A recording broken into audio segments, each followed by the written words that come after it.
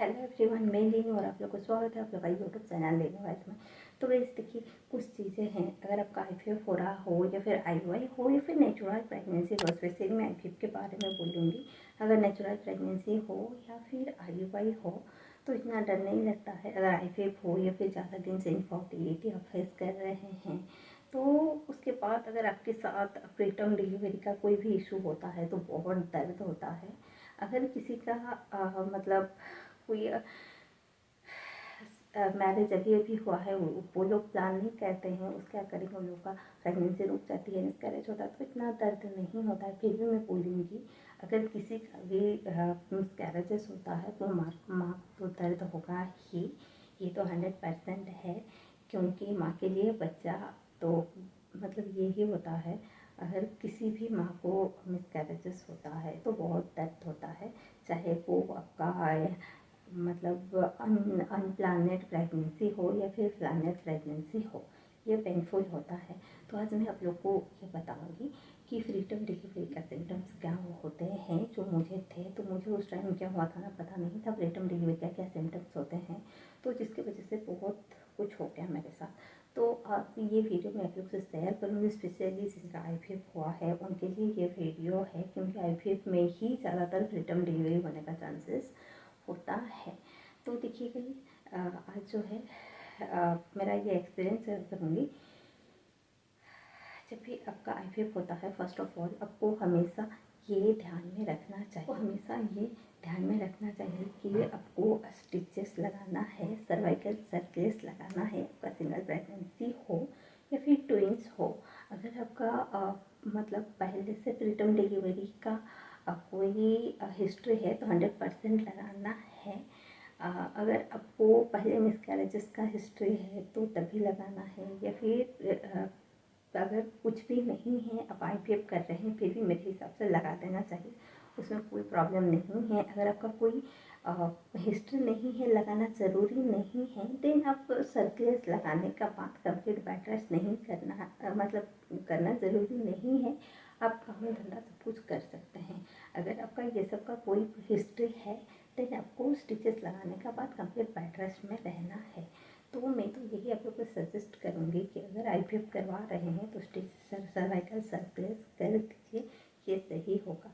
देखिए मैं बताऊँगी कि जब जो मेरे साथ हुआ था तो वो क्या होता है, थोड़ा थोड़ा कमर में पेन होता है और आपका पेट में पेन होता है, lower abdominal pain, back side pain. तो आपको क्या लगेगा कि मेरा प्रेगनेंसी है, शायद इसलिए हो रहा है।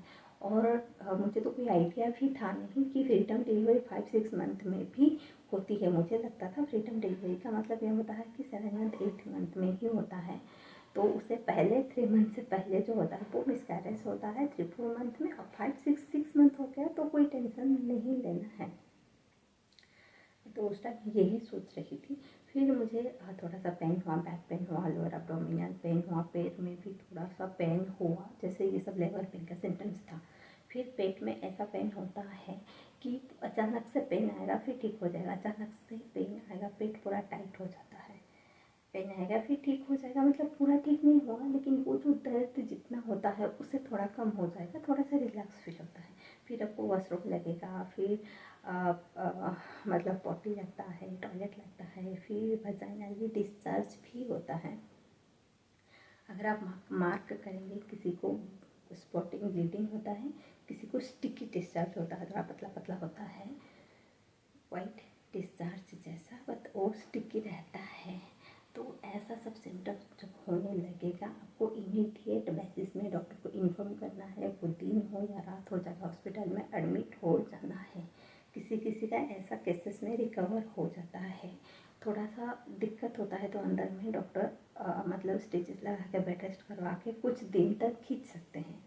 मतलब जैसे अब मेरा जैसे 23 वीक हो गया था, 22-23 वीक अगर हो सकता था तो डॉक्टर और 4 वीक 6 वीक तक खींच लेते बेड रेस्ट करवा के। बट मेरा सर्वाइकल लेंथ पूरा कम हो गया था और बच्चा बाहर आ रहा था, इस वजह से कुछ नहीं हो पाया। अगर आपके केसेस में ऐसा कुछ होता है, डॉक्टर के हाथ में है, कुछ बेबी को सेव किया जा सकता है, तो आपको इमीडिएटली डॉक्टर के पास जाना चाहिए। डॉक्टर आपका कंडीशन देख के आपको ट्रीटमेंट करेंगे। हो सके कि आपका बेबी सेफ हो जाए, आप सेफ हो जाओ। तो ये चीज़ें बहुत ज़रूरी है। इसमें से कोई भी सिम्टम्स आपको लगे तो आप इमीडिएट बेसिस में डॉक्टर को इन्फॉर्म करना है और कंप्लीट बेड रेस्ट में रहना है। हड़बड़ा के नहीं इधर उधर जाना है, कुछ करना है, आप कंप्लीट बेड रेस्ट कीजिए और डॉक्टर को इन्फॉर्म कीजिए। जैसा आपको आपका डॉक्टर सजेस्ट करेंगे आप वैसा ही कीजिए, आपको बेस्ट रिजल्ट मिलेगा। मैं तो हमेशा यही सबको बोलती हूँ कि अगर IVF हो रहा है तो आप स्टिचेस लगा लीजिए, थोड़ा बेड रेस्ट कीजिए, सब कुछ जो है सही होगा। तो गाइस, अगर आज का ये वीडियो आप लोग हेल्पफुल लगे, इन्फॉर्मेटिव लगे, वीडियो को लाइक शेयर कर दीजिए। फिर मिलते हैं अनदर न्यू वीडियो में।